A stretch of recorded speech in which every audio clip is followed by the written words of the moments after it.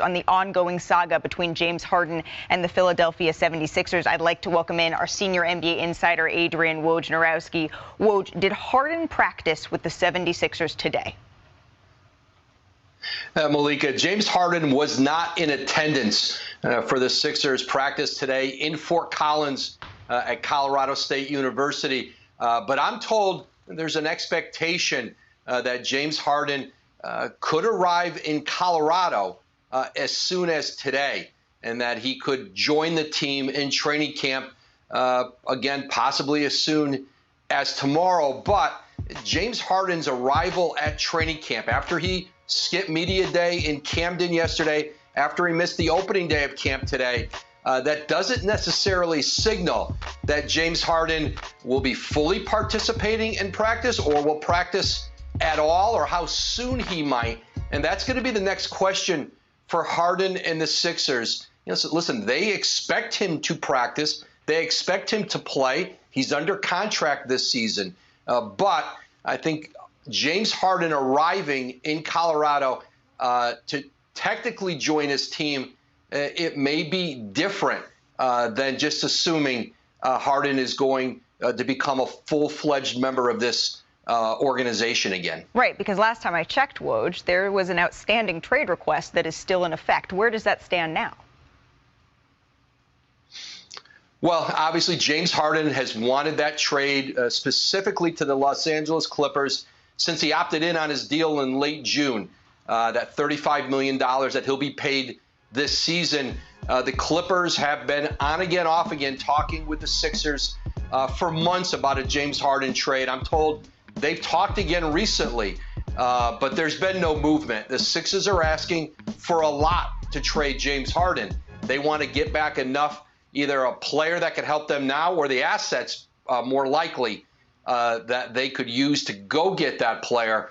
And the Clippers are in a situation right now where they can await what happens in Philadelphia, what happens with Harden, let what might become, a very distracting circus-like atmosphere to play out. They're not necessarily motivated in L.A. To keep upping their offer or up their offer, especially when they know they've made the best offer that's out there for James Harden, and there's really not another active, aggressive suitor for Harden. So this, I don't get the sense that there's any kind of a trade in the short term for James Harden. Remember, nobody plays a regular season game until much later this month. As you lay it out, Woj, saying that James Harden on his way to Colorado, not necessarily meaning that he's on his way to being a full-time participation in this training camp. And, oh, by the way, there's still a trade request here that there has not been significant movement on. I think circus-like is the perfect description. Adrian Wojnarowski, our senior NBA insider, thank you so very much. It has been a long time since the process began, right, for the Sixers, and even longer time since Philadelphia has even made the conference finals. The 76ers, they have gone 13 straight playoff appearances without making the conference finals. That is the second longest active streak in the NBA behind the Washington Wizards. Your reaction to James Harden on his way now to training camp with all of those caveats that Woj just laid out? My reaction to that the guy's going to show up and maybe not be a member of the team in a full-fledged sense. Here's my reaction.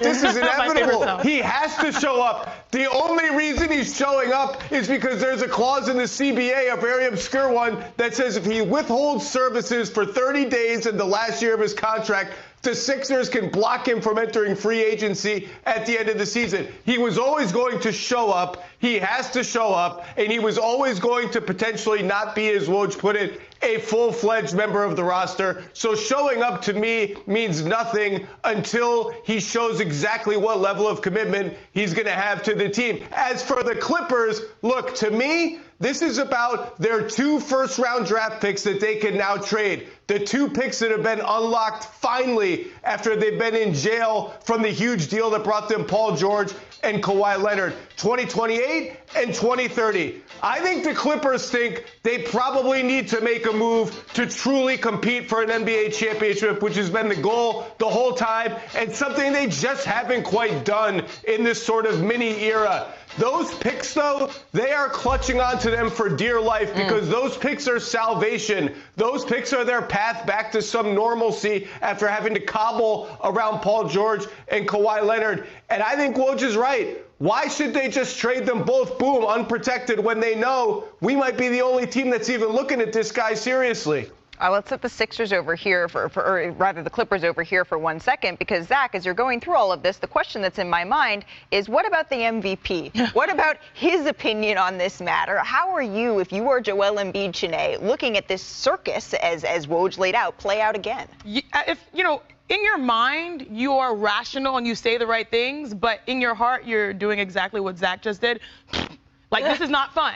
And the way I describe this is, as a player, you internalize things. What Joel Embiid did at Media Day was the right thing. He said the right thing. I even wrote it down. We still got to go out there and compete. You can do whatever you want off of the court, but you still got to go out there and put the ball in the hoop. That is a message saying, hey, we still have a job to do. And they believe, Joel and the Sixers, following Joel Embiid, that they can still go out there and compete and beat a lot of teams. But the reality is, this is why I say your mind and your heart is at odds, because your heart, if you're Joel Embiid, is like, okay, now, this is not good. I do not want another wasted season. I am 29 years old. I am the defending MVP, and you put me in this position again, and that's why it gets to the game of desperation. As someone who has had a personal vested interest in all of this, going back to my Houston Rockets fandom, I've seen this play out before. He will show up, and it will be uncomfortable. It will get awkward really quick. But the reality is, it feels like there's no time on Joel's side, even though he's saying the right things publicly. And then the reality also is that market is very different for James, so the process just continues. And we've seen in the past with James Harden that he is comfortable with the situation getting uncomfortable. And as he sits around and does contractual jujitsu, fulfills what obligations he has to fulfill, he centers himself in the beginning of a new era for the 76ers. And my reaction is, it is so exhausting. Now the whole training camp, you've got everybody answering questions about James Harden. Yes. You've got Joel Embiid in a position where he has to walk a careful line. He doesn't want to insult his potential teammate. He wants to make sure people know it's a championship mindset on his team.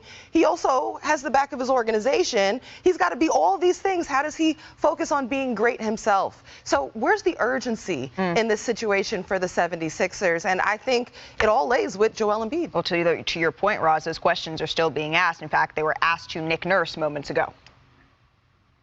Yeah, well, I do know that he wasn't here today, right? And if he's here, like we've said on everything, we'll get ready to make some adjustments on everything. We'll see what happens, okay? Today, we just came in practice, so, we did that, and if he comes in, that'd be great, I love James, like I said earlier, or 2 days, that's yesterday? Yeah, Jesus Christ. So that was yesterday, man, so I'm running on Eastern time. But, that'd be great, as a brotherhood, we'll love to see him, and right now we have to focus on practice today, so it was great. All right, Zach, so this is absolutely changing minute by minute, but if you were to choose, which situation is more likely? James Harden starts the season in a 76ers uniform on the floor, or we see a trade come to fruition? Which one are you going with? I guess the former, if your definition of on the floor is loose enough to include what Chiney referenced in sort of his dispirited play in Houston and then in Brooklyn when he feels like getting out of a situation, because this feels like it could take a while. That said, it only takes one phone call, but you're putting me on the spot. I'll say he's stuck on the Sixers. He shows up, and then the next step after that is the next mystery we have to see. Ja Morant joined the Grizzlies for training camp today after the NBA decided to allow Morant access to the team during his 25-game suspension. Now, Morant, he will be able to practice, travel with the team throughout his suspension, but he will be required to leave arenas prior to the tip-off of games here. So I'm back here with our Zach Lowe. And Zach, you said on the wildly successful Low Post podcast that you still think that this Grizzlies team can survive Morant's suspension here, can still be successful. What's going to be the key for Memphis to get through those 25 games? Look, this is a relentless wins machine in the regular season. For all the ups and downs, they're adaptable. They just find ways. They defend hard. They offensive rebound. They run the floor. They are a pain in the butt. And last year, when Desmond Bane and Jaren Jackson Jr. were on the floor without Ja Morant, they were plus 8.5 per 100 possessions. That's an elite number, and those are the two guys they're going to be banking on now. Tyus Jones played most of those minutes. He's gone. Marcus Smart is here, and the defense with Marcus Smart and Jaren Jackson Jr. should be really good. They'll just find ways to survive these first 25 games, and once they get Morant back, if they're healthy, history says they're just going to win a lot of regular season games. The playoff may be a different story, but this team wins games in the regular season. Yeah, as we just saw, 11-10 without Ja Morant last year. Obviously, the roster did look a little bit different. And the other thing, Zach, is that now that Ja Morant's able to get some run under his belt with this team, even if it is only in practice, you expect that the transition when he comes back will just be that much faster for the Memphis Grizzlies.